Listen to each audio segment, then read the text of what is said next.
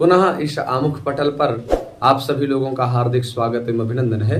मित्रों, चाणक्य नीति द्वितीय अध्याय के द्वितीय श्लोक का अध्ययन करने के लिए हम लोग समुपस्थित हैं। आइए प्रारंभ करते हैं।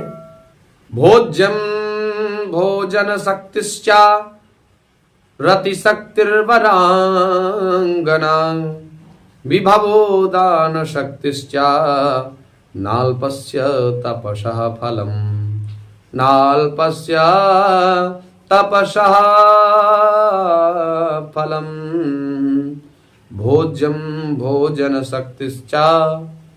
भोज्यम अर्थात जो भोजनीय पदार्थ है, अर्थात भोजन के लिए उत्तम पदार्थों का होना, और भोजन शक्तिश्चा और उत्तम भोजन को करने पर उस भोजन को पचाने की क्षमता होना, और रति शक्तिर वरांगना। वरांगना अर्थात सुंदर पत्नी का होना, और सुंदर पत्नी होने पर भी कामा शक्ति का होना, और विभव दान शक्तिश्चा अर्थात विभव माने होता है धन का होना, चा माने और, दान शक्तिश्चा माने दान की शक्ति, दान की भावना का होना।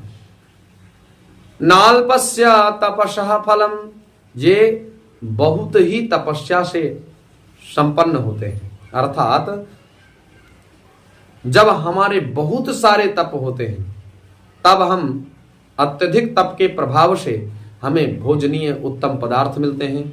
भोजनीय उत्तम पदार्थ मिलने पर हमें भोजन को पचाने की शक्ति तप से मिलती है, और भोजन शक्ति पचाने के साथ साथ आगे कहते हैं वरांगना, आपको सुंदर, जिसके अंग वर हैं, श्रेष्ठ हैं, ऐसी वरांगना माने सुंदर अंगों वाली नायिका आपको मिले, ये भी तप का प्रभाव है। और उस नायिका के मिलने पर आप में कामा शक्ति होगी, ये भी तप का प्रभाव है। और विभव का होना अर्थात वैभव होना, वैभव होने पर दान करने की शक्ति का होना, ये सब बहुत तपस्या से आते हैं। अर्थात मित्रों, समाज में ऐसी परिस्थिति देखी जाती है कि जिनके पास उत्तम पदार्थ सुव्यवस्थित व्यवस्थापित हैं, वो बेचारा उन भोज्य उत्तम पदार्थों का भोग नहीं कर पा रहा है। करें इनको डायबिटीज है, इनको शक्कर नहीं देना है, मिष्ठान्न देना ही नहीं है, मीठी चीजें खाएंगे ही नहीं।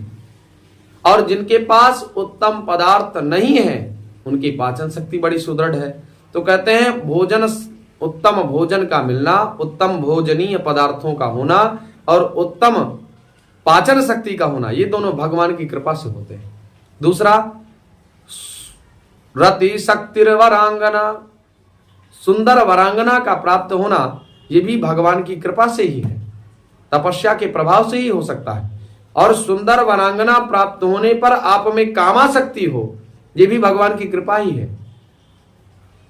और विभव दान शक्तिश्चा, विभव धनाढ्य होना, ये जो है ईश्वर की इच्छा से ही संपन्न होता है।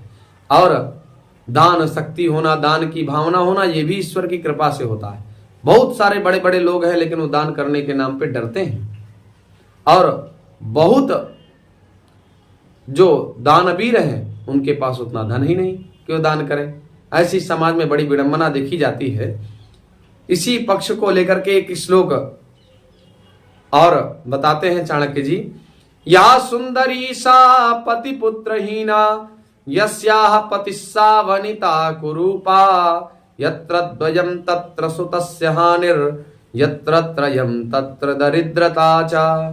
कहते हैं जिस गृहस्थ में या सुंदरी सा पति पुत्रहीना, या सुंदरी जो स्त्री बहुत सुंदर होती है तो उसका पति कुरूप होता है, और यस्या पतिस्सा वनिता कुरूपा, और जिसका पति बहुत सुंदर होता है उसकी पत्नी कुरूपा होती है।